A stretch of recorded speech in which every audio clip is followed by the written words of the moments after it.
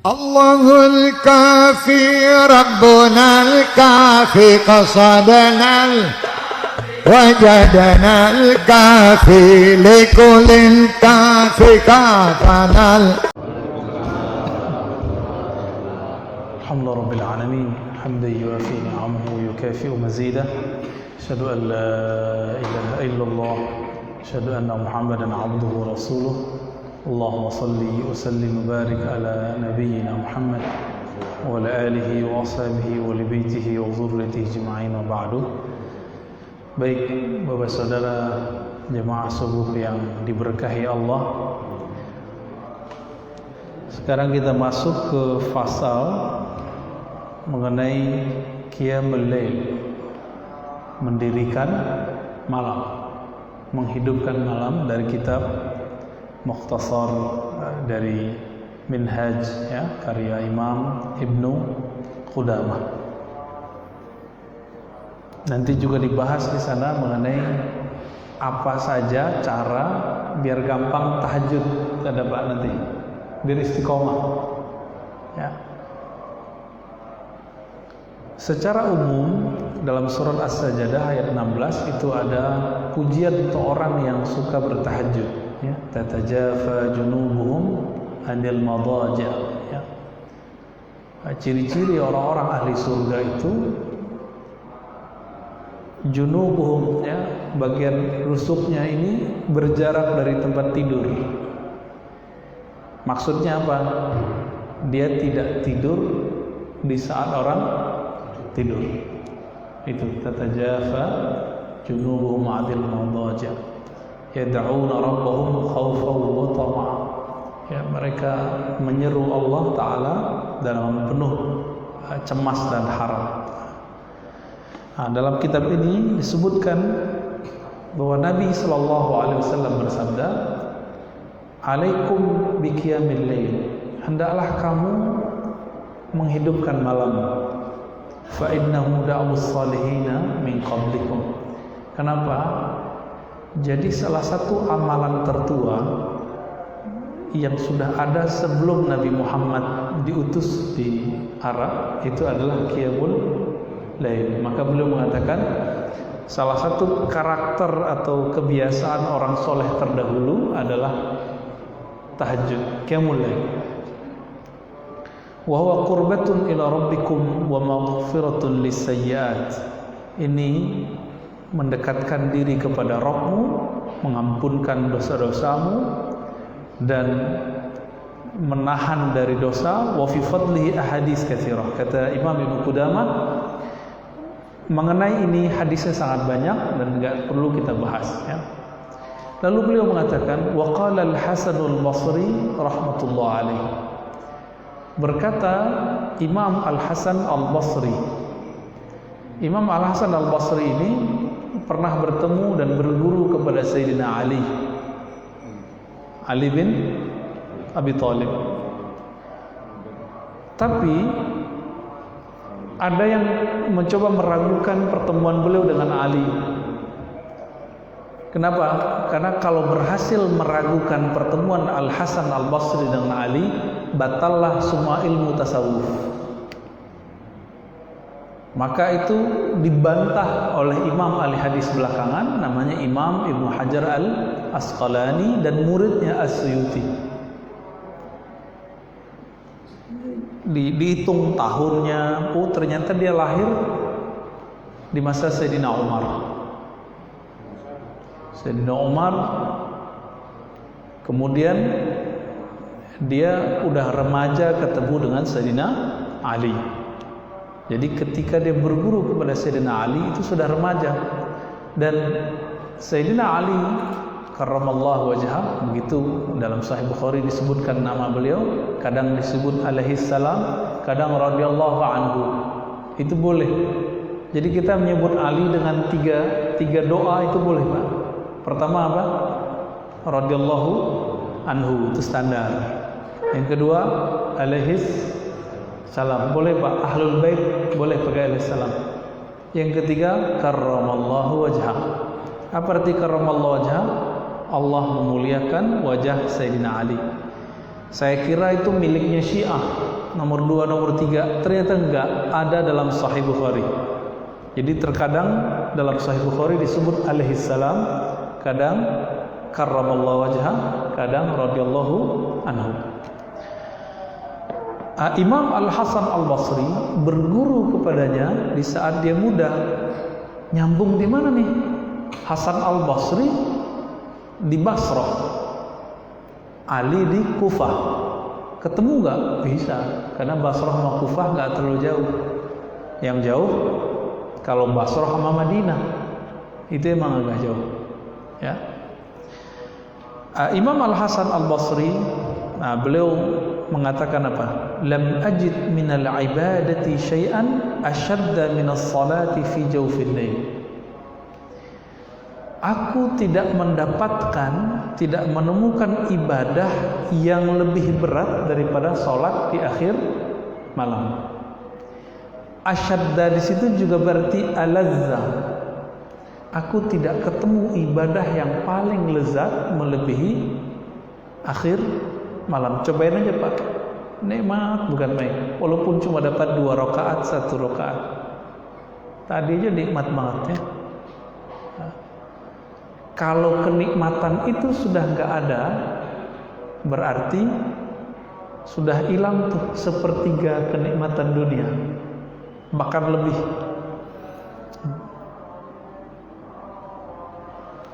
Lalu ada orang bertanya kepada beliau, kenapa orang tahajud itu wajahnya lebih cerah daripada yang nggak tahajud?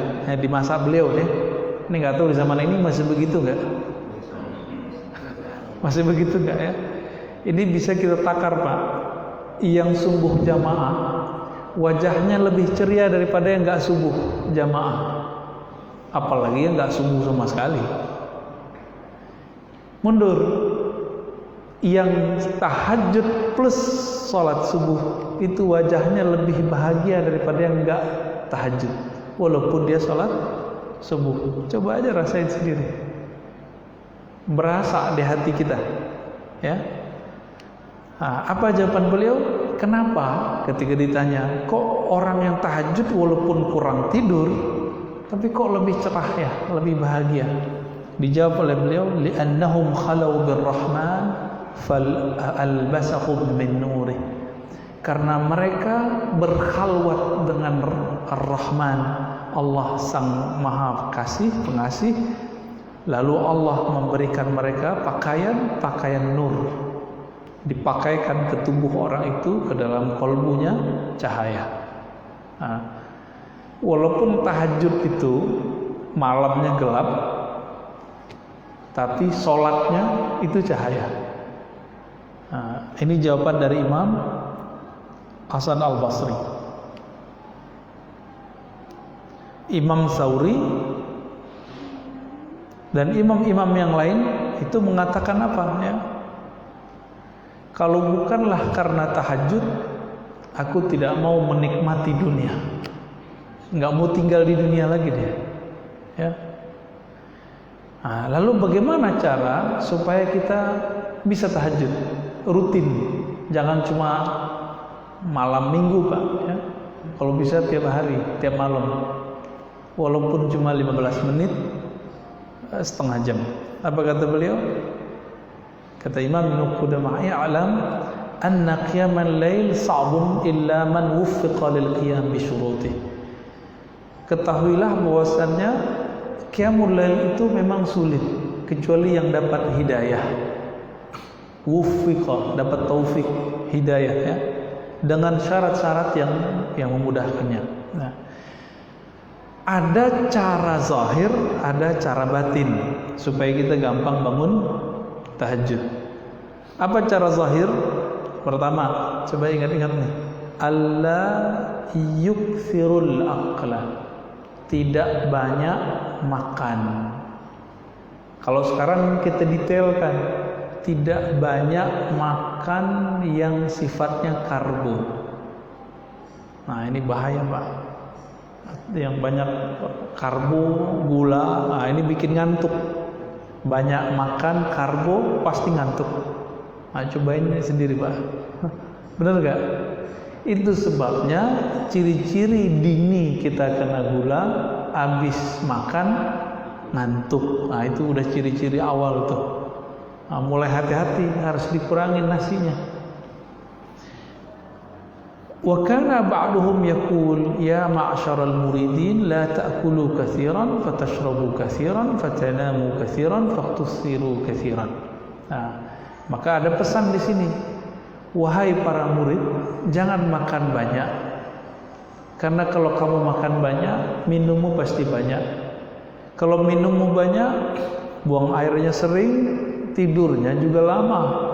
Fatuhsiru katsiran, nanti kamu ruginya juga banyak. Ini berdasarkan hadis Ibnu Majah, orang yang paling sengsara nanti di akhirat, paling lapar, itu yang lama kenyangnya di dunia. Jadi mumpung Bapak ini kita masih bisa puasa Senin Kamis, puasa Pak, atau minimal 3 hari dalam sebulan. Kita coba ya, insya Allah. Ini kan bulan Rajab, udah masuk Rajab hari kedua ya. Berpuasa di bulan Rajab dianjurkan, tapi bukan karena hadis yang palsu. Bisa bedain? Di bulan Rajab ada hari Senin nggak? Banyak ya? Kirain nggak ada Pak. Karena di luar sana ada orang kurang waras ngomong nggak boleh puasa di bulan Rajab. Katanya beragama. Loh, kenapa nggak boleh? Emang nggak ada hari Senin Kamis di bulan Rajab? Emang nggak ada hari Id? Ya, yang nggak benar itu berpuasa karena hadis palsu yang mengatakan berpuasa 1 hari sama dengan ini 2 hari, itu yang palsu semua itu. Dan kita sudah sering kaji ya. Jadi silakan berpuasa, tapi bukan karena hadis palsu tersebut. Ya. Yang kedua kata beliau, alla yut'iba nafsahu bin nahar bil a'mal syaqah. Cara zahir yang kedua, tidak terlalu memorsir tenaga di siang hari. Jadi nggak terlalu bekerja berlebihan, olahraga berlebihan. Ini karena dokternya bilang, Bapak ini ada potensi jantung, harus rajin lari. Akhirnya lari. Kalau saya bilangin, Bapak ini hatinya bisa mati nih, harus tahajud 1 jam, bisa nggak? Pasti nggak mau ngikutin. Ngikutinnya pasti dokter. Berarti iman kita kan masalah. Percaya dokter, lebih dipercaya dokter daripada ustadz, guru ya. Yang ketiga, alla yatrukal qailulah bin nahar. Tidak meninggalkan tidur qailulah sejenak di siang hari. Qailulah itu minimal 10 menit, maksimal 1 jam. Jangan lebih Pak. Kecuali siangnya begadang. Ya. Ini kalau tidurnya 3 jam siang, itu bukan qailulah, kaisurah namanya. Nah, qailulah itu dalam hadis riwayat Imam Ahmad, Imam Tabrani, Nabi memerintahkan tidur sianglah engkau supaya malammu bangun. Ya, maka tidur mana yang berpahala? Tidur yang niatnya tahajud. Itu dapat pahala tuh. Orang udah tidur nggak ngapa-ngapain dapat pahala Pak. Nah, tidur yang begini berarti satu amalan yang mubah itu bisa bernilai pahala kebaikan kalau diniatkan untuk kebaikan setelahnya. Nah, begitu mudahnya beramal dalam agama kita.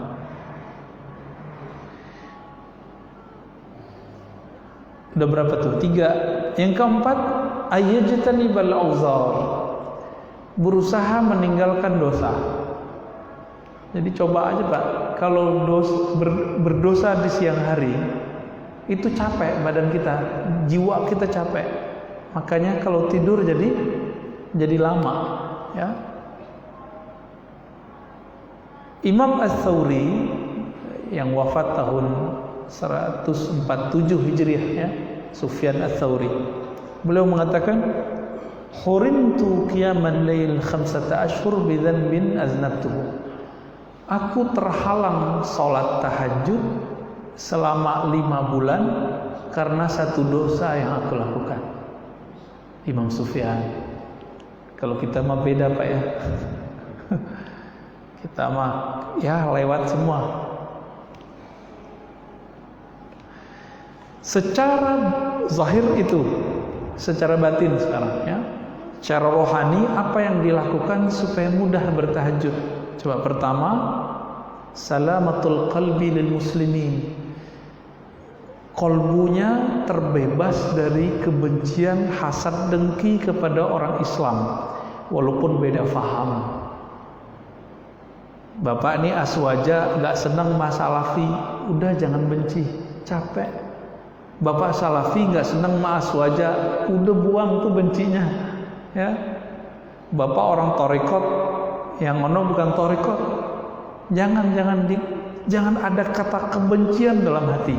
Orang yang paling lelah di dunia, orang yang paling sibuk dalam memupuk kebencian dalam hatinya, itu paling lelah, capek Pak. Sholat aja capek, karena mikirin imam kok kunut sih, ahli bid'ah nih. Sama, imamnya nggak kunut, bapaknya kunut, nggak aswaja nih, capek Pak. Ikutin aja jalur hidup, ya sudah ada semua.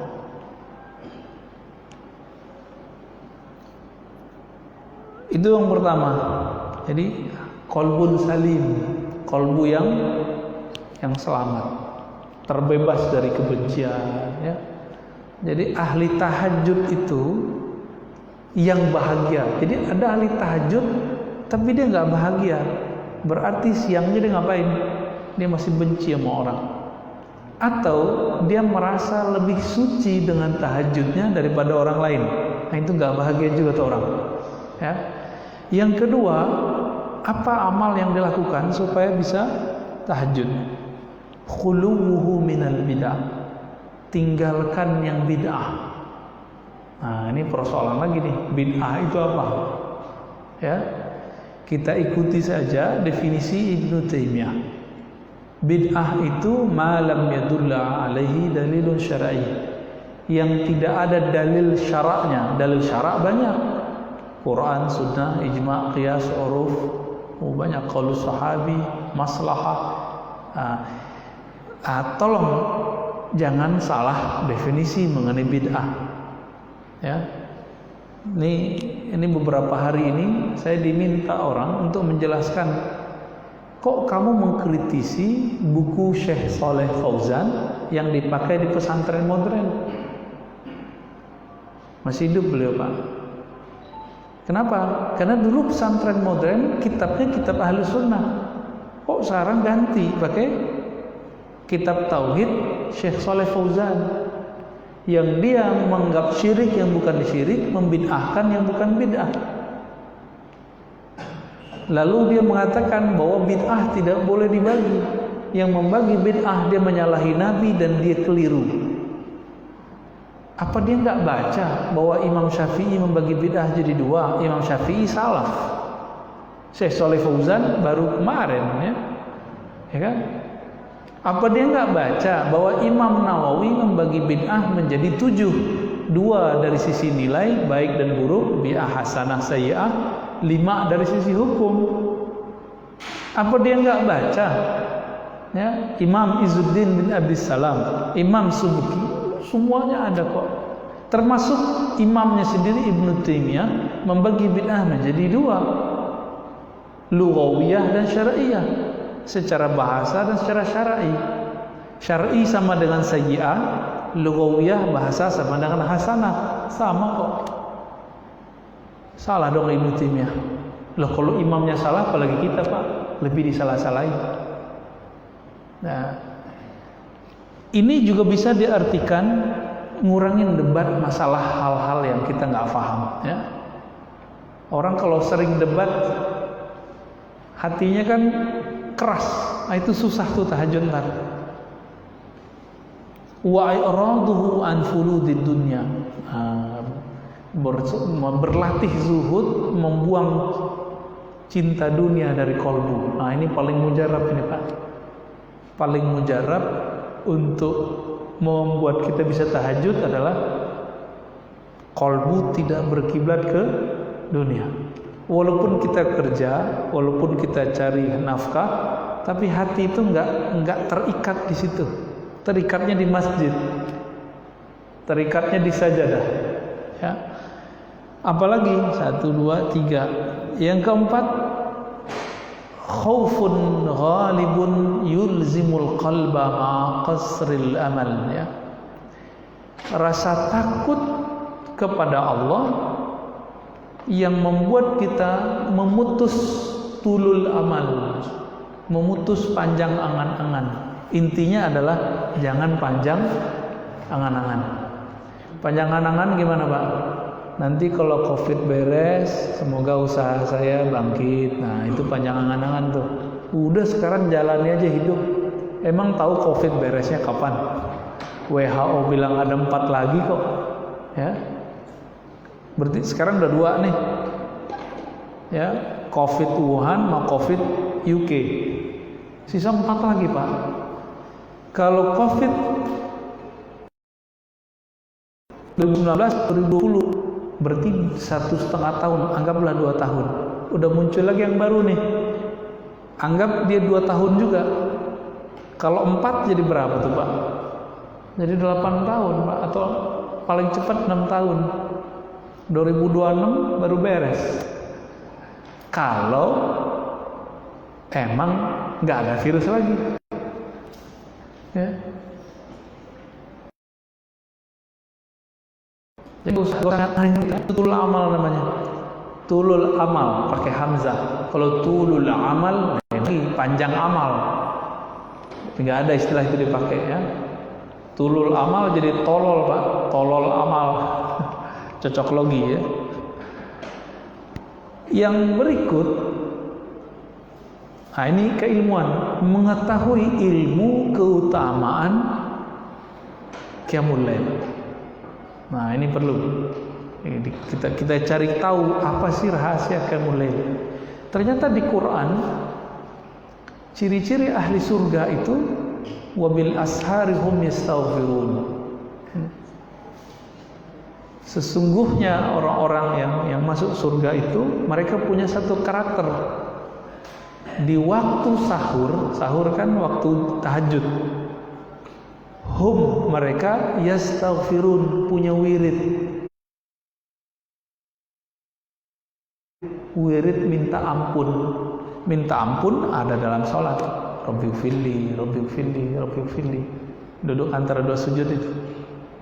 Nah, jadi orang-orang yang bertahajud lalu dia menghayati istighfarnya, minta ampunnya saat sholat, itu dirindui oleh hur ain, perempuan-perempuan bidadari di surga. Jadi nama bapak ini sudah ada, Pak, di surga, insya Allah. Tapi masalahnya couplingnya kebayar nggak? Saya sering menyampaikan sebuah riwayat bahwa Sayyidina Ibrahim ditemui oleh Nabi Muhammad di malam Mi'raj. Apa kata beliau? Laqitu Ibrahima lailatan usriya bi. Aku bertemu Nabi Ibrahim pada malam aku di Isra'kan, di Mi'rajkan. Apa kata beliau? Nabi Ibrahim, ya Muhammad akri minni assalam ala ummatik. Akri, ya, bacakan salam kepada umatmu dariku. Tuh, ucapin salam, ya. Masih ingat nggak saya cerita ini? Lupa, ya. Hadisnya hasan. Jadi Nabi Ibrahim kirim salam, Pak. Saya mau tanya, Nabi Muhammad hidup, ya. Nabi Ibrahim udah wafat. Kok bisa ketemu? Oh, itu Nabi. Loh, ini kan nggak ada pengecualian. Mau Nabi nggak Nabi bisa ketemu, Pak. Bedanya kalau Nabi jadi hukum, kalau wali jadi ilham. Itu aja bedanya. Jadi mungkin gak hari ini kita ketemu ruh ruhaniah terdahulu? Mungkin. Apa yang terjadi pada Nabi itu kan diwariskan ke wali, ulama pewaris para Nabi. Kejadian semua, Pak. Apa kata Nabi tadi? Aku bertemu Nabi Ibrahim. Nabi Ibrahim sudah wafat. Bisa ngucapin salam lagi. Oh, ternyata selama ini kan kita berpikir kalau orang mati udah gak bisa ngapa-ngapain. Itu nggak ngerti agama orang ngomong begini. Ya, akidahnya nggak sahih. Selama ini kita kegeeran kalau lewat ke kubur kita yang bisa baca salam, ya nggak? Kita lupa kalau di dalamnya itu ada wali, dia bisa balas dan doain kita balik, Pak. Oh Ustaz, gimana dengan hadis idza matal insan ikun qata'a amaluhu? Jika manusia mati, maka terputus amalnya. Jawabannya ngerti bahasa Arab nggak ente? Ya? Insan artinya apa? Insan itu pakai tubuh ini. Tubuh ini mati, pulang ke tanah. Masih sisa nggak? Ada jiwa, jiwa di alam barzakh. Masih ada satu lagi nggak? Ada ruh. Ruh dari mana? Dari tanah atau dari Allah? Dari Allah. Maka ruh itu kekal, Pak. Kalau dia mengenal Allah selama di dunia, maka Allah muliakan di akhirat. Allah muliakan di alam barzakh. Dia kemana aja Allah kasih fasilitas. Itulah makna jangan katakan kepada orang-orang yang meninggal di jalan Allah bahwa mereka mati. Bal ahya'un inda rabbihim yurzakun. Mereka hidup di sisi Allah, yurzakun, diberikan rezeki fasilitas. Mereka mau datangin bapak nih bisa. Ya bisa, Pak. Cuma kita siapa mau didatangin nih kan? Ya kita bukan siapa-siapa. Jadi selama ini yang kita pahami hanya orang hidup yang bisa mengucapkan salam. Ternyata orang yang sudah pindah alam juga bisa ngucapin salam. Justru lebih bebas mereka. Yang terputus amal tubuh fisik. Kalau amalnya ruh gak terputus. Bisa bedain? Nah, kita kembali ke hadisnya. Apa kata Nabi Muhammad? Nabi Ibrahim mengatakan kepadaku, hai Muhammad, sampaikan salamku kepada umatmu. Gimana? Berasa disampaikan salam kan? Ya. Lalu kabarkan mereka bahwa surga itu tanahnya subur, tapi masih kapling kosong. Kalau kapling kan kosong, Mbak ya? Turbatuha azbah, ya, masih kosong. Lalu beliau mengatakan, wa gharsuha subhanallah alhamdulillah wa la ilaha illallah wallahu akbar. Ini yang kedua kalinya saya sampai di sini. Lupa ya? Lupa itu kan, maka harus diulang-ulang kalau baca hadis. Supaya bisa membangun di surga, maka harus punya bahannya. Bahannya dari pohon-pohon surga. Apa bahannya? Subhanallah, alhamdulillah, la ilaha illallah, Allahu akbar. Ini Pak bahannya. Cuma kan kita nggak lihat, mata kita mata insan, bukan mata ruh. Kalau matanya mata ruh, setiap kali baca subhanallah kelihatan tuh ada pohon tumbuh di surga. Ya, mungkin nggak mau kerja kali Pak, maunya subhanallah subhanallah aja. Ya, nggak mau kita kemana-mana. Ya mungkin itu kali hikmahnya. Ya. Coba kalau kita melihat rahasia dari apa yang kita baca. Bapak kalau bisa lihat aja rahasia orang sholat subuh berjamaah di masjid. Udah nggak mau kemana-mana, mungkin masjid nggak muat masjid segede ini. Cuma orang kan nggak lihat ya. Rahasia apa yang turun setiap kali subuh. Orang nggak lihat aja Pak. Kalau dia lihat, masya Allah ya. Jadi supaya kita semangat tahajud, apa yang kita lakukan? Mengetahui rahasia sholat tahajud, mulai dari keutamaan amalnya, bacaannya. Apalagi Bapak ini ngerjain sholat tasbih di waktu sahur, masuk ke hadis Nabi Ibrahim tadi, ya, masuk situ udah 300-an kali baca subhanallah, alhamdulillah, wa la ilaha illallah, masya Allah. Orang tuh paling enak kan nanti di surga tuh. Baik. Nah, tapi terlepas dari itu, motivasi terkuat yang membuat orang mau tahajud itu adalah al-hubbu lillah wa quwwatul iman bi annahu idza qama naja rabbah, ya. Yang paling kuat membuat orang itu bisa tahajud, cahaya cinta yang ada di kolbunya kepada Allah. Orang kalau sudah jatuh cinta pengen berdua-duaan ya Pak? Bener? Ya, sama. Bedanya kalau Allah, karena Allah bukan objek syahwat, Allah objek ubudiyah, maka dia pengen berdua terus dengan Allah. Jadi walaupun Bapak ini nanti bisa sempat sholat di masjid, jangan lupa sholatin rumahnya. Ya, sebelum berangkat kita sholat dulu 2 rakaat atau berapa rakaat di rumah, lalu witirnya di sini, gitu misalnya. Itu bagus. Setiap kali ada orang zikir, baca Quran, sholat di rumah, itu malaikat ngelihat dari atas tuh kayak bintang, Pak. Dalam hadis Tabrani dikatakan begitu. Kalau berhenti zikirnya, redup. Ntar zikir lagi. Ketika orang itu baca Quran, zikir, sholat, malaikat lihat, maka malaikat kejar itu dari langit. Itulah sebabnya ada seorang sahabat Nabi, dia datang kepada Rasulullah mengadukan apa yang terjadi padanya di keluarganya, di tetangganya. Jadi mereka ada yang kasyaf. Apa arti kasyaf? Allah bukakan mata batinnya, dia melihat cahaya di malam hari. Lapor ke Nabi. Apa kata Nabi? Itu cahaya malaikat ingin mengerubungi orang yang sedang baca Al-Quran. Kalau siang hari awan, Pak.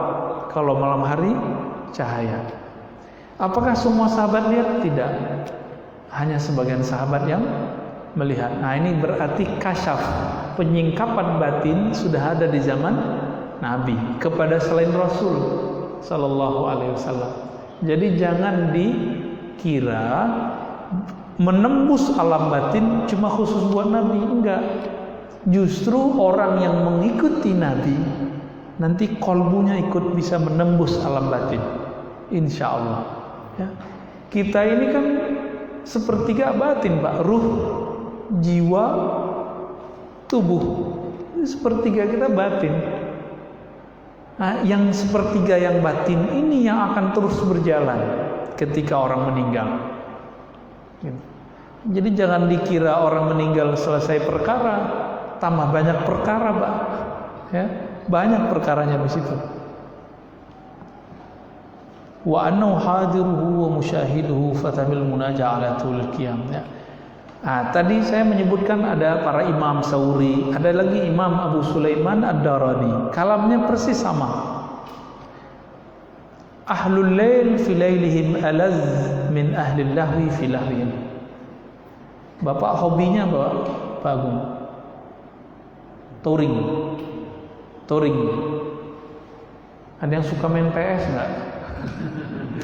Enggak apa-apa kok, Pak.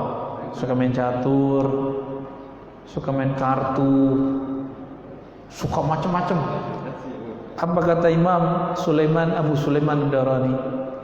Orang yang hobinya touring, jalan-jalan, main PS, main kartu kan asik sampai kemudian lewat. Kalau orang main PS kan bisa ganti tahajud deh.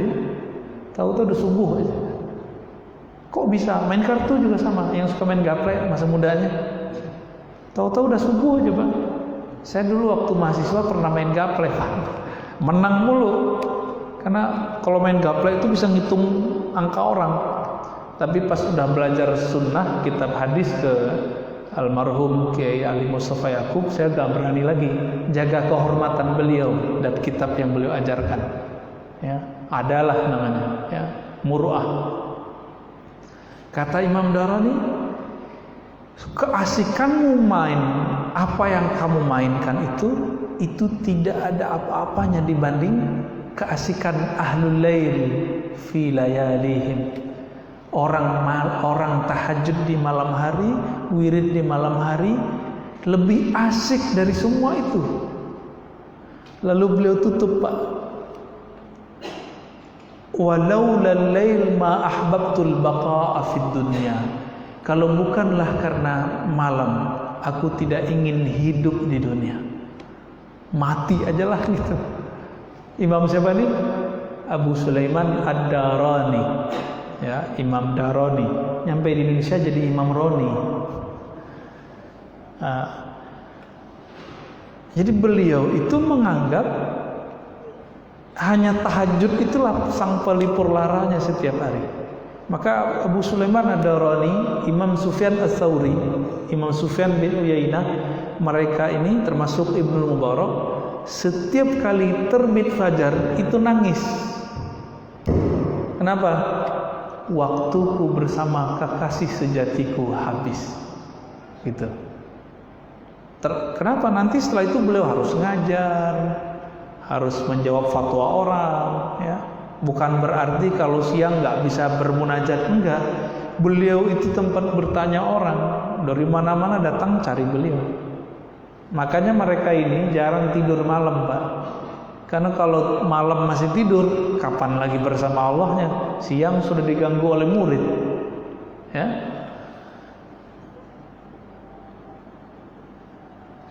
Nah, kita kan supaya doa mustajab jauh-jauh ke multazam, bener gak? Ya, modalnya kan tinggi, Pak. Apalagi corona begini nih, ya. Dalam hadis Imam Muslim, Nabi bersabda, ya, inna fil laila la sa'atan la yuwafiquha 'abdun muslimun yas'alullaha fiha khairan illa atahu iyyah wa dzalika kull lailah. Tidaklah ada satu malam kecuali ada saat semua doa seorang muslim yang baik pasti dijawab. Dan itu setiap malam, wa dzalika kull lailah. Setiap malam. Jadi enggak perlu ke multazam kalau nggak punya duit, nggak perlu mengeluh, wah pengen umroh nih gitu ya. Nih pas tadi imam kita baca ayat, kita jadi kangen umroh, Pak. Ya, nggak tahu kangen aja kita, kepikiran. Terus gimana? Ganti. Maka istijabah doa waktu dibagi dua, ada zamani, ada makani. Ada waktu mustajab, ada tempat mustajab. Kalau kita tidak bisa ke tempat mustajab, maka kita cari waktu mustajab, ya. Nah, bagaimana cara ulama salafus saleh menghidupkan malam? Pertama nih, ayyuhyal laila kullah. Jadi ulama terdahulu itu ada yang sepenuh malam nggak tidur. Itu ada yang begitu, Pak. Nah, saya baru belajar ilmu itu sebelum COVID. Disuruh sama guru kita ngajar setiap malam minggu, ngajar hikam. Dulu gak kebayang, ngajar jam 12, berhenti jam 2 atau jam 3. Gak kebayang, Pak, ngantuknya. Pas dijalani, gak ngantuk tuh. Ya, ngaji, belajar, ngaji, belajar.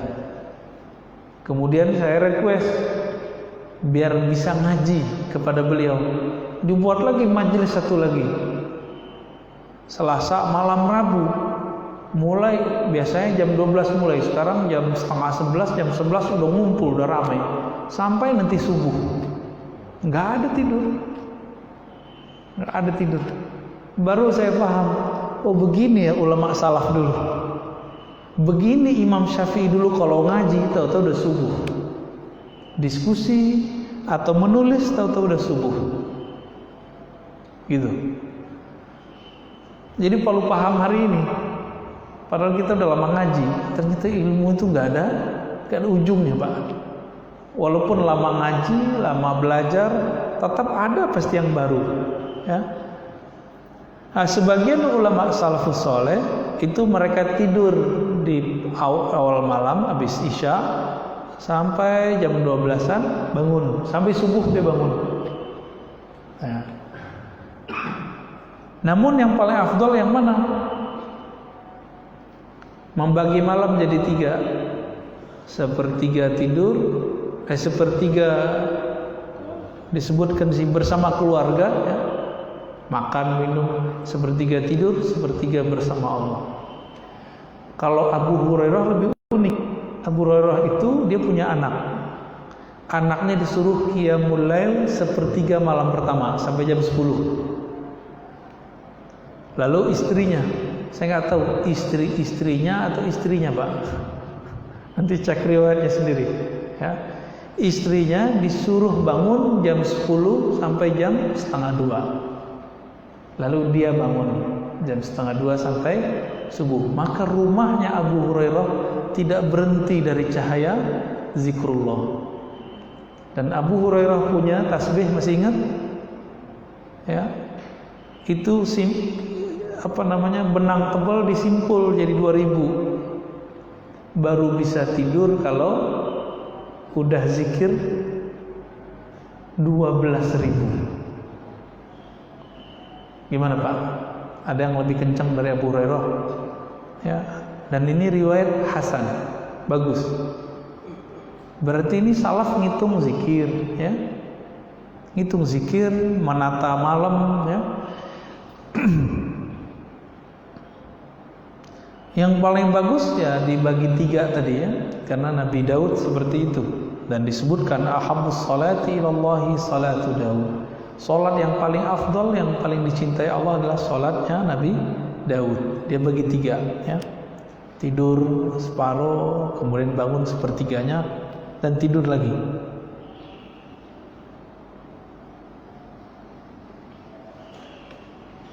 Masih banyak caranya, ya. Versi ulama salafus saleh. Kita kalau belum terbiasa, ya udah cukup setengah jam sebelum subuh itu udah cukup, Pak. Lebih afdalnya gimana? Dimulai dari jam 2. Jam 2 itu mulai sepertiga terakhir. Kuat nggak? Ini kita kan mau Ramadan nih. Coba mulai, Pak. Rajab ini Bapak bangunnya jam 3. Pasti ngantuk-ngantuk. Nanti selama sebulan ngantuk-ngantukan. Nanti kalau udah masuk Sya'ban, matanya hilang ngantuknya, Pak. Tapi kelihatan capek. Masuk Ramadan nggak ada ngantuknya. Kalau nanti masuk Ramadan kita udah nggak ngantuk, jam 2 nih pasti dapat Lailatul Qadar, dijamin udah, pasti dapat. Karena Lailatul Qadar kan dimulai biasanya jam 1-an, ya. Berakhirnya nanti sebelum subuh, pasti ketemu tuh. Jadi kalau mau dapat Lailatul Qadar, nggak usah ditakar-takar malam ganjil, malam apa, udah hantam aja semua malamnya. Kita bangun, masa nggak dapat, ya? Kita tangkap tuh, kita jaring semua malamnya, masa nggak dapat satu pun? Pasti dapat.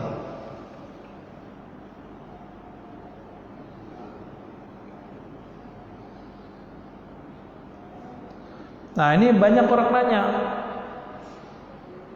bid'ah nggak sih bangunin orang tahajud? Kan di beberapa komplek itu bapak-bapak teriak as-shalah, ya kan? Di sini nggak ada, ya. Ternyata dulu ulama salaf begitu, mengambil dari hadis Nabi bahwa Nabi membangunkan keluarganya, tahajud, dibangunin, Pak. Coba dulu karena nggak ada toa per rumah, satu rumah didatangin keluarganya Nabi. Nabi mengatakan apa? Fayaqulu as-shalah. Maka membangunkan orang lewat mikrofon itu termasuk sunnah untuk tahajud. Cuma jangan terlalu agak awal, Pak. Agak dekat-dekat ke subuh aja. Kasihan, nggak semua orang kuat. Ya, termasuk mau bunyiin kaset marotal ya. Jangan terlalu, kan nggak semua orang kuat setengah jam sebelum. Janganlah 15 menit aja. 15 menit sebelum subuh itu lebih baik ya, karena nanti kalau ada orang yang terganggu dengan setengah jam sebelum itu ya kita dosa juga Pak jadinya ya.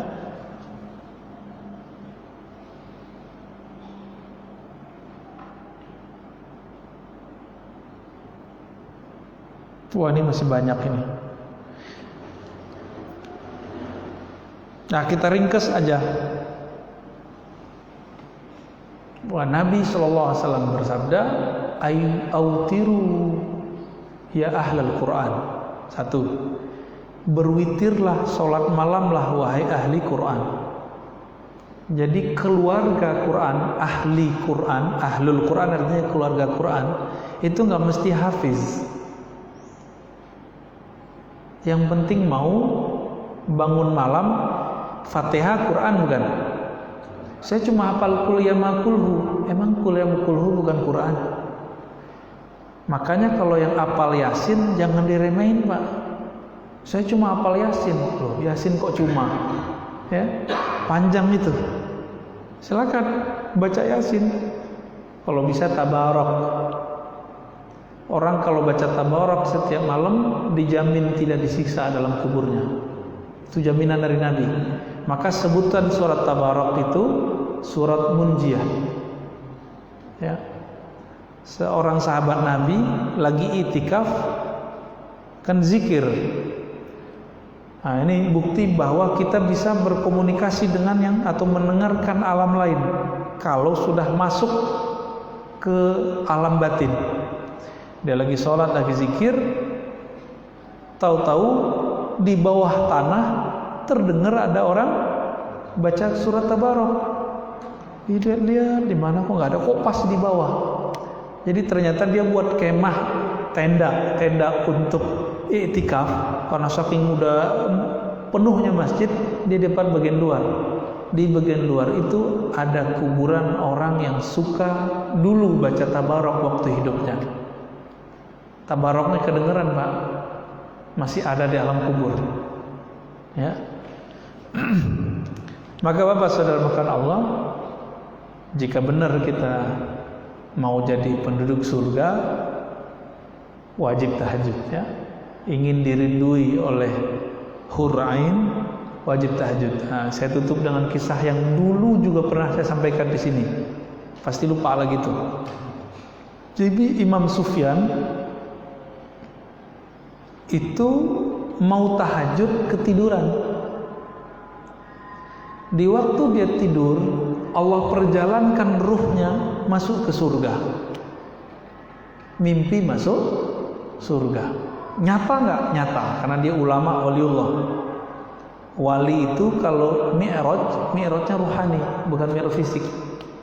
Yang fisik cuma Nabi Muhammad SAW.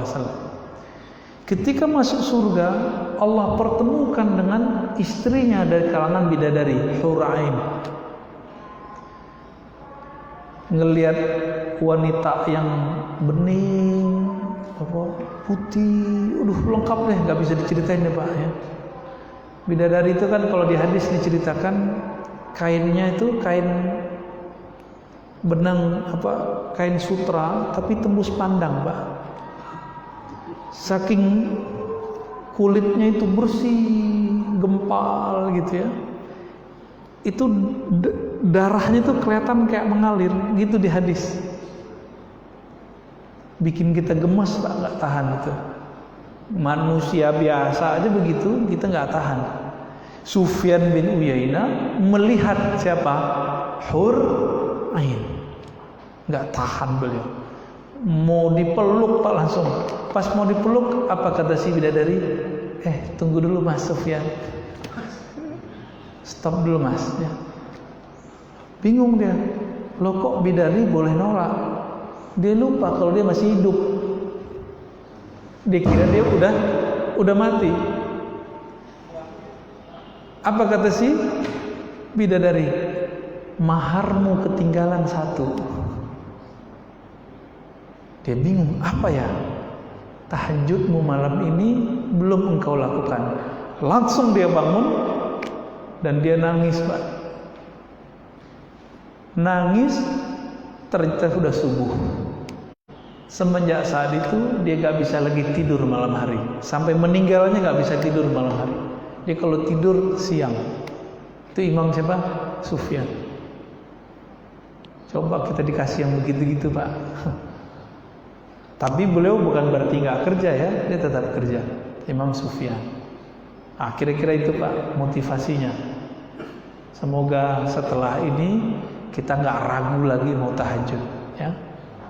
Allahumma salli ala nabiyina Muhammad. Ada yang ditanyakan?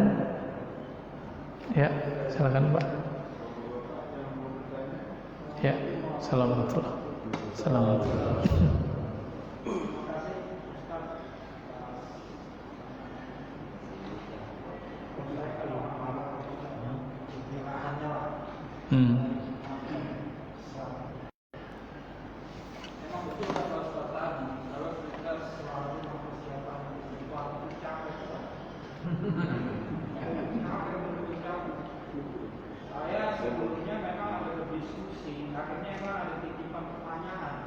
Nggak jadi deh nanya ya. Jadi ilmu yang cukup tinggi Pak Ustadz kasih tadi itu terganggu dengan saya ingin bertanya yang kontennya beda. Tapi itu semua saling keterkaitan. Dalam rangka kita kaji.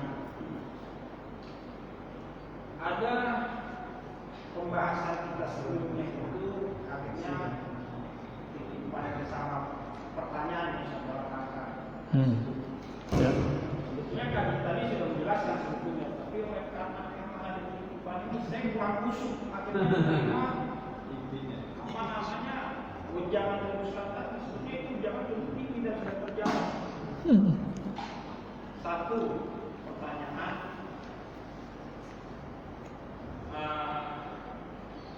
saya awali mungkin pertanyaan tentang makbulnya doa. Kalau lihat dari situ kan sebetulnya dengan sendiri kita berdoa pun juga dekat sama Allah. Selain saya tahu juga bahwa itu lebih dekat dari doa. Jadi kalau berdoa cuma yang jadi pertanyaan kita ini tentang tawasul yang karena apa namanya perbuatan baik, amalan baik itu apa istilahnya itu yang menjadi pegangan kita. Iya. Jadi tawasul. Jadi kenapa kita jadi doa? Minta baik yang ulama supaya doa kita dikabul. Maka begitu saya juga nggak tahu istilah tawasul. Saya tahu. Terus juga ada tuh ngomong orang tentang ada kuburan di masjid. Sebenarnya kan kayak tadi saya udah bisa nanggung jawab orang yang kami itu membaca apa ya.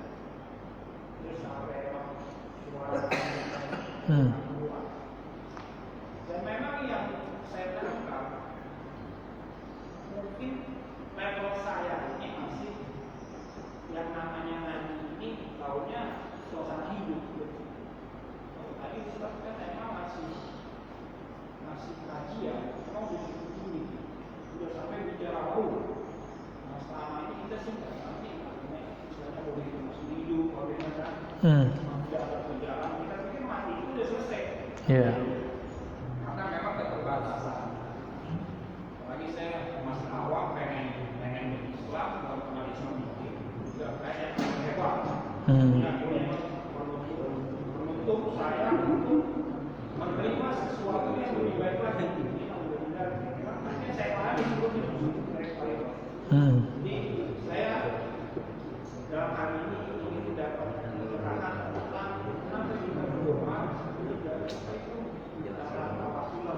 Oke, tawasul ya. Oke, baik. Sama kuburan di masjid. Ya. Ini beliau mikirnya banyak Pak. artinya hobi berpikir, makanya mutar dulu ya. Ya. Berarti mau hobi, nggak apa-apa, bagus Pak. Kan ada orang yang langsung-langsungan, itu Arab Badui itu. Nah, ini Arab kota nih, ya.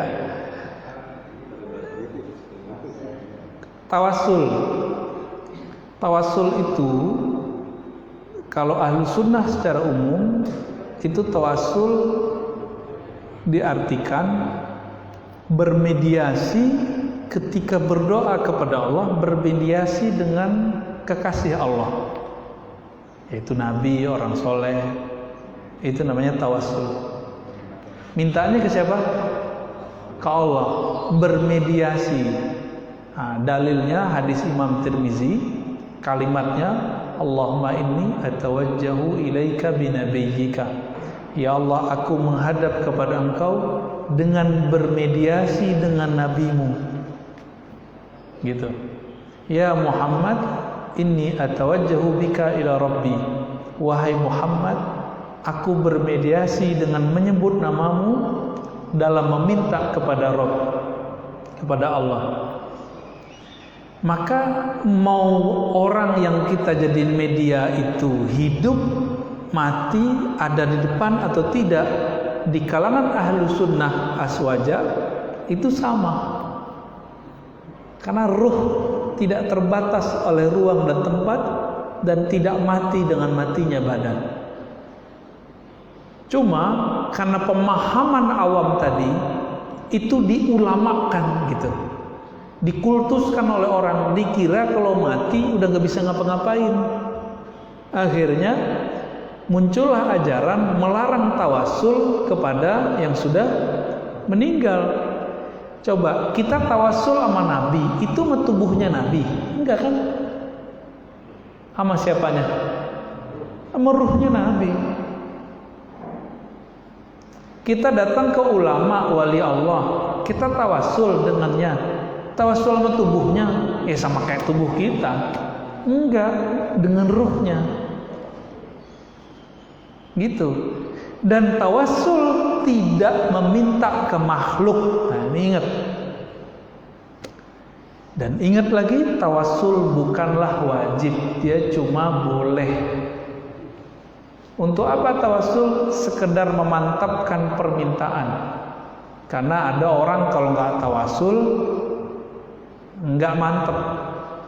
Cuma dalam bahasa Indonesia tawasul ini terbagi dua. Kirim Fatihah disebut tawasul juga. Nah, itu bukan tawasul namanya sebenarnya. Ihda'us tsawab, ya, mengirim pahala. Kirim hadiah pahala, ya. Nah, terus mengenai kuburan di masjid, nggak usah jauh-jauh lah. Masjid Nabawi ada kuburan nggak? Kalau di situ boleh, kenapa di tempat lain nggak boleh? Gitu pertama. Lalu bagaimana dengan hadis? Janganlah engkau mengambil kuburan, ya, sebagai masjid. Allah melaknat orang-orang Yahudi, ittakhazu qubur anbiya'ihim masajida. Mereka mengambil kuburan nabi-nabi mereka sebagai masjid. Nah, ini Bapak kalau mau paham, pernah ke Hebron nggak? Nabi Ibrahim. Terus pernah ke Nabi Daud. Nabi Daud di Yerusalem semua tuh Pak. Di Israel. Itu kuburan Nabi Daud dijadikan tempat ibadah sama orang Yahudi. Gitu. Itu yang dilarang. Kalau orang Islam kan enggak. Walaupun ada kubur, kita nyembahnya Allah, gitu. Nggak nyembah kubur, dan nggak sujud sembah ke kubur, nggak ada urusan mau kubur. Makanya Bapak kalau mau ziarah, ada masjid di situ, saran saya sholat dulu 2 rakaat di masjid, baru ziarah kubur, gitu. Afdolnya, ya. Yang hobi-hobi ziarah nih, pemburu kubur, kuburiyun. Pak Gun nih, kuburiyun nih, ya. Jadi kalau ada musola, surau, langgar, masjid, sholat dulu Pak 2 rakaat. ngadu dulu, lapor kepada Allah, baru datang ke, insya Allah ziarahnya lebih syahdu. Ini tipsnya begitu. Karena kadang-kadang yang diziarahi nggak lebih mulia daripada yang menziarahi. Wah, GR amat Pak. Ya bisa. Orang akhir zaman kan jadi waliullah kebanyakan. Dan kewalian orang akhir zaman jauh lebih tinggi daripada orang terdahulu. Cuma kalau Bapak ini kayaknya saya kurang yakin juga. Wallahu alam. Jadi kalau ada kuburan di samping masjid, di depan mihrab kan sudah ditembok sama batas mihrab, nggak masalah. Yang nggak boleh itu di depan kita langsung Pak, nggak ada pembatas. Itu yang nggak boleh. Nggak bolehnya pun makruh, bukan haram. Karena Nabi pernah sholat jenazah, mengkodok sholat jenazah di kubur. Ya, pernah, nggak masalah tuh. Ya, bahkan yang paling mengejutkan itu Masjid Nabawi itu tadinya bekas kubur orang musyrik. Dipindah-pindahin Pak, karena itu orang musyrik, dipindah-pindahin sebagian. Yang nggak musyrik dibiarin. Itu Masjid Nabawi itu ada di hadis Abu Daud. Ya, apa kata Nabi? Saminuni ala haitikum. Berapa nih harga kebun kalian saya beli? Kebunnya tempat kuburan. Jadi setiap suku menawarkan masjid untuk Nabi, tapi Nabi nggak pilih. Nabi cari tanah yang tidak diminati orang, tanah kuburan itu. Jadi nggak masalah. Cuma Syekh Albani punya kitab judulnya Tahdzirus Sajid, ya, melarang orang sujud di masjid yang ada kubur. Akhirnya senjata makan tuan. Syekh Albani ketika di Madinah dia cuma 3 tahun, nggak mau lagi sholat di Masjid Nabawi Pak, cuma awal aja. Karena di Masjid Nabawi ada kuburan. Sakleknya begitu. Ya, bahkan dia memfatwakan meracuni murid-murid mahasiswa-mahasiswa di sana supaya meminta pemerintah mengeluarkan kuburan Nabi dari masjid. Marah ulama sedunia. Ya, maka dia cuma 3 tahun tuh di Saudi, di masjid dekat dia di Madinah lah, cuma 3 tahunan. Ini ditulis oleh Syekh Said Mamduh dalam disertasinya tentang Itijahat, ya, Al-Hadithiyah fil Qarnir Rabi'il Ashar. Ya, di bagian footnote dia tulis, bagian bawahnya. Ya, ada lagi? Oke, ya silakan. Sono lupa ya. Assalamualaikum warahmatullahi wabarakatuh. Ya Ustaz, dalam melaksanakan sholat tahajud, saya selama ini lebih mantap untuk kalau kita mustahil membaca, melanjutkan bacaan yang kalau program Pandai itu. Iya, iya. Nah itu boleh apa enggak? Sangat boleh Pak, sangat bagus. Ya. Yang kedua, ada riwayat katanya Rasulullah itu tidur sebelum sholat subuh. Nah itu waktunya kapan Pak? Iya, iya. Itu aja Pak. Ya. Salah satu polanya Nabi punya pola macam-macam, tapi pola yang sering berlakukan ba'da isya langsung tidur. Tapi isyanya bukan jam 7:30 Pak ya. Isyanya Nabi jam 9 atau jam 10. Kalau orang rame dimajuin. Tapi kalau orang nggak rame, nah itu jam 9, jam 10, bahkan kadang-kadang tengah malam. Nah, cuma kebanyakan Nabi sholat di awal karena orang udah rame, ya. Lalu Nabi tidur karena Nabi tidak suka ngobrol setelah isya kecuali ngobrol keilmuan. Nabi tidur sampai nanti masuk ke jam 2 lah kalau jam kita. Jadi udah masuk 1/3 malam terakhir aja. Kalau tidurnya jam 9, 10, 11, 12, 1, 2, jadi 4 sampai 5 jam Saya hitungnya 4,5 lah ya. Lalu Nabi bangun. Nabi bangun tahajud ya minimal kalau kita hitung jamnya sekarang mungkin 1,5 sampai 2 jam. Lalu beliau tidur sejenak. Jadi tidurnya itu sebelum subuh. Tapi tidurnya bukan tidur telentang Pak, tidurnya begini caranya. Nah kuat gitu Pak. Nah, tidurnya hadap kanan, tangannya begini atau begini. Nah, karena kita sekarang udah ada alarm, kasih alarm aja. Kalau kita kan nggak begini udah tidur ya, kakinya kemana-mana tuh. Ya, Abu Yazid nggak pernah Pak tidur kakinya selonjor, nggak pernah. Tapi di zaman ini udahlah selonjor aja ya. Yang penting ilmunya dibanyakin sekarang. Silakan Pak. Ya. Assalamualaikum. Menarik tadi yang disampaikan bahwa Rasulullah pernah bertemu dengan Ibrahim ya. Beliau ketemunya itu apakah ruhnya saja atau ketika dalam hadis yang diriwayatkan oleh Anas bin Malik itu ketika proses Isra Mi'raj bahwa Rasulullah bertemu dengan beberapa orang iya. Oke, pertanyaannya bagus nih. Selain itu, apakah ada kalimat lain yang disampaikan oleh para nabi itu selain mengucapkan salam dan syahadat? Iya. Oke, pertanyaannya pertemuan Nabi Muhammad dengan para nabi seperti Nabi Ibrahim dan nabi lain itu pakai fisiknya atau tidak? Jawabannya iya. Boleh pakai fisiknya. Karena fisiknya Nabi itu cahaya Pak. Nabi kalau bekam darahnya tuh nggak najis. Kalau darah kita najis nggak? Najis.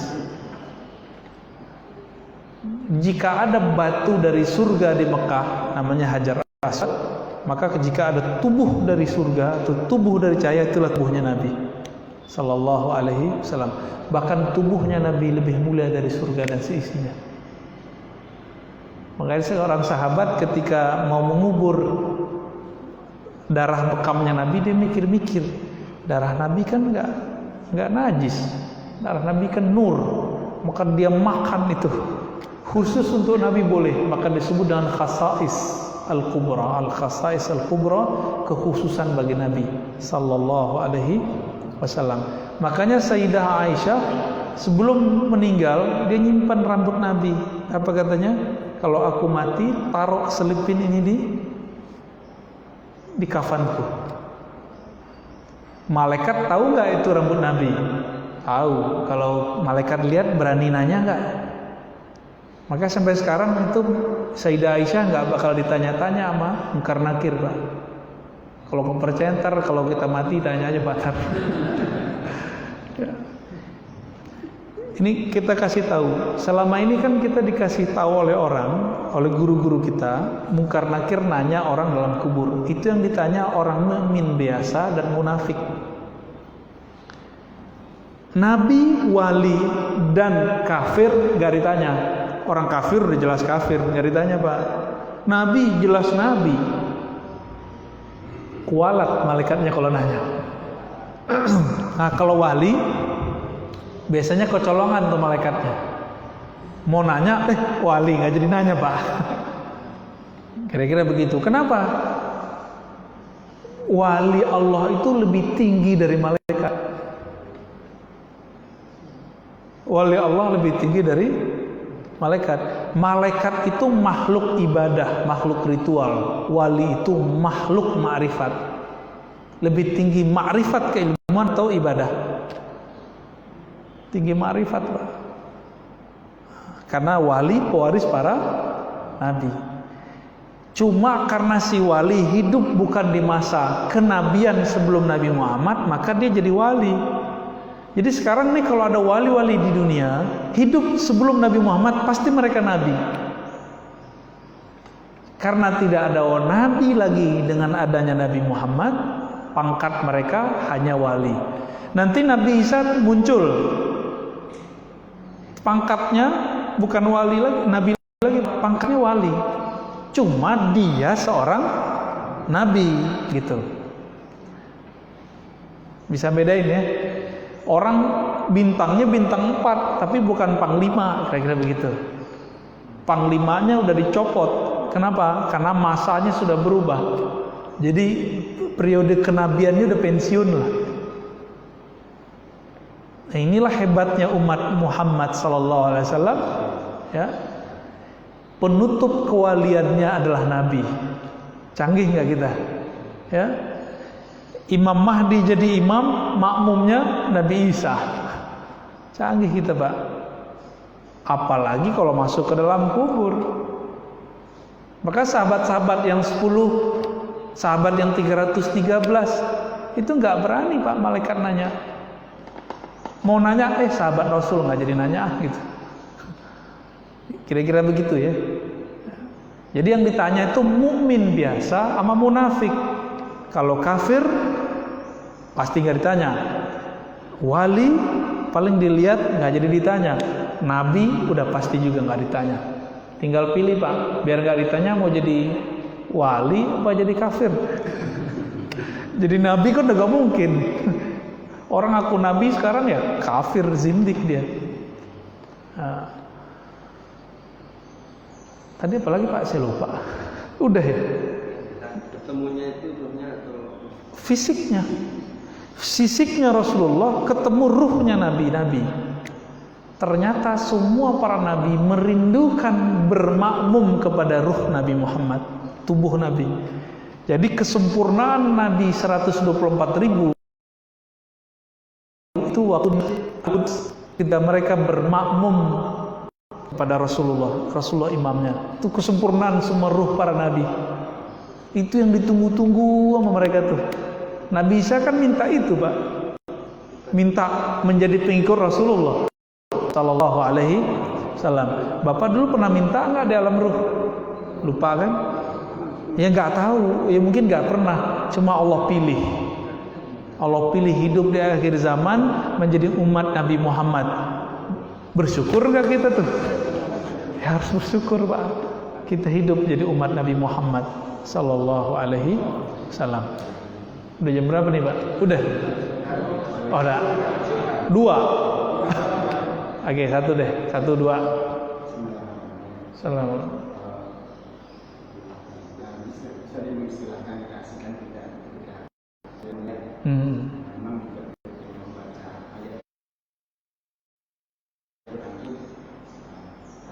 Berasanya nikmat.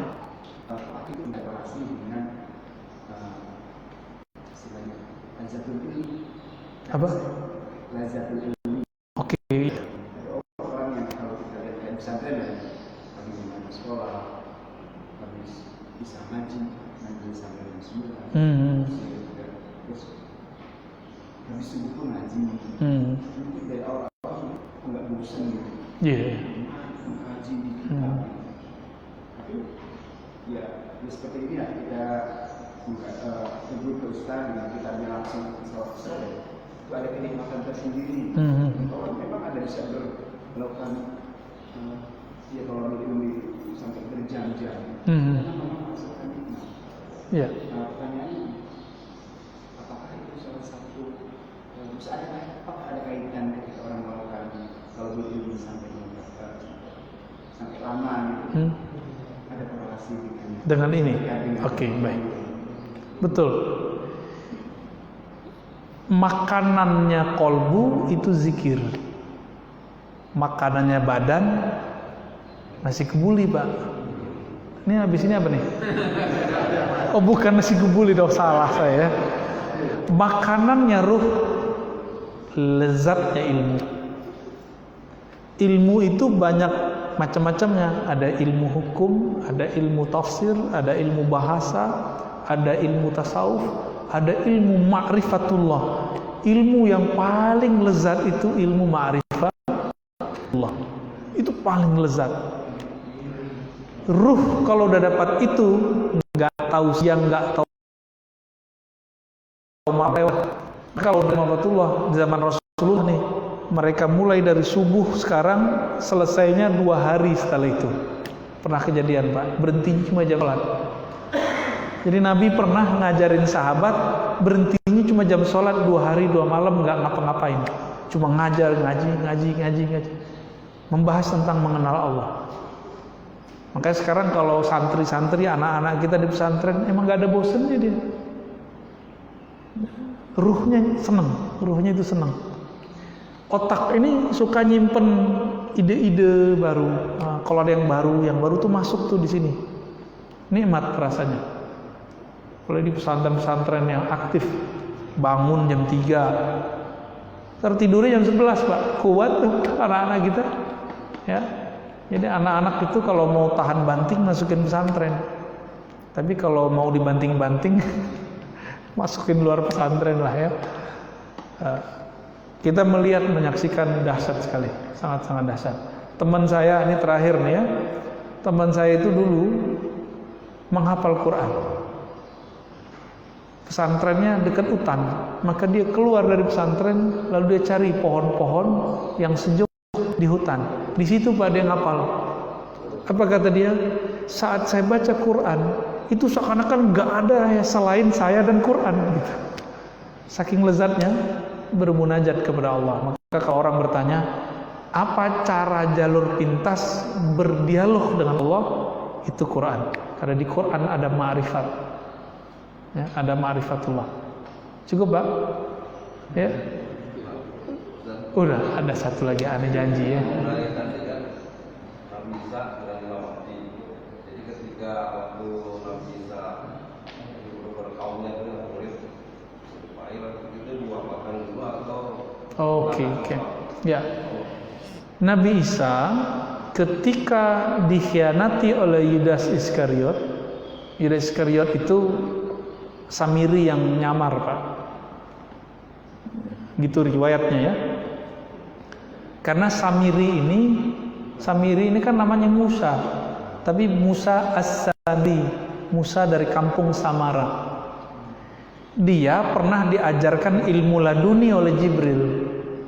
Begitu dalam Al-Quran ya. Jadi Nabi Musa nanya, "Ma khatbuka ya Samiri?" Kamu kenapa hai Samiri? Ada apa denganmu hai Samiri? Lalu Samiri cerita kalau dia waktu kecil bisa ngeliat Jibril, diajarin Jibril. Maka dia bisa melihat takdirnya. Siapa yang bunuh dia? Yang bunuh Samiri nanti siapa? Samiri itu gelarnya nanti Dajjal. Setiap ada nabi itu si Dajjal inilah yang bunuh. Maka dikatakan oleh Nabi Muhammad, tidak adalah seorang nabi setelah Nabi Musa ya, melainkan mereka mengingatkan umatnya supaya hati-hati dengan Samiri. Setiap nabi. Jadi kalau ada nabi siapa yang dibunuh dalam pohon, itu yang ngerjain Samiri itu. Ya, Nabi Sulaiman aja pernah perang sama Samiri. Cuma dia nyamar-nyamar dia. Allah kasih hak dia untuk umur panjang karena dikasih Ismul Azam. Ya, tapi dia gunakan untuk hal yang tidak baik. Iya, sakti pasti. Samiri ini lihat di lembaran takdirnya bahwa dia dibunuh oleh Isa bin Maryam. Maka dia nyamarlah jadi murid yang ke-12 ya. Namanya Yudas. Kan ada 2 Yudas. Ada Yudas yang biasa, ada Yudas Iskariot. Yudas Iskariot ini kemudian buat konspirasi untuk mencelakai Nabi Isa. Karena dia tahu nanti yang akan membunuhnya adalah Nabi Isa. Tapi kan Allah punya cara sendiri. Mereka bermakar, Allah pun lebih pintar bermakar. Diselamatkanlah Nabi Isa. Disebutkan dalam ayatnya, Inni mutawaffika. Nah, mutawaffi itu aku wafatkan, terjemahan pertama. Tapi terjemahan itu kurang tepat. Mutawaffika artinya kami sempurnakan engkau. Gitu. Jadi enggak dimatikan. Maka ditaruhlah di langit kedua. Jadi setiap kali ada orang naik ke langit 2, pasti ketemu Nabi Isa, Pak. Jadi kalau ada orang ngaku-ngaku nyantri di langit, Kan ada tuh kiai nyantir di langit. Gue nih lama nih di langit. Tanya aja ketemu nggak sama Nabi Isa. Ya, kalau nggak langitan tuh Pak ya, di Tuban tempatnya. Ya, Pak Isa ada di sana Pak Isa. Gitu Pak. Ya. Jadi beliau tidak dimatikan tapi disempurnakan. Nah, nanti turun lagi. Umurnya 33 Pak. Itu lagi muda-mudanya itu. Ya, lagi seger-segernya Nabi Isa. Nah, nanti kita kalau umur kita panjang, kita berjuang bersama beliau, mungkin wajahnya mulai semua. Allah alam. Kira-kira begitu Bapak Saudara berkat Allah. Wassallallahu ala Nabi Muhammad. Subhanakallahumma wa bihamdika asyhadu an la ilaha illa anta astaghfiruka wa atubu ilaik. Assalamualaikum warahmatullahi wabarakatuh.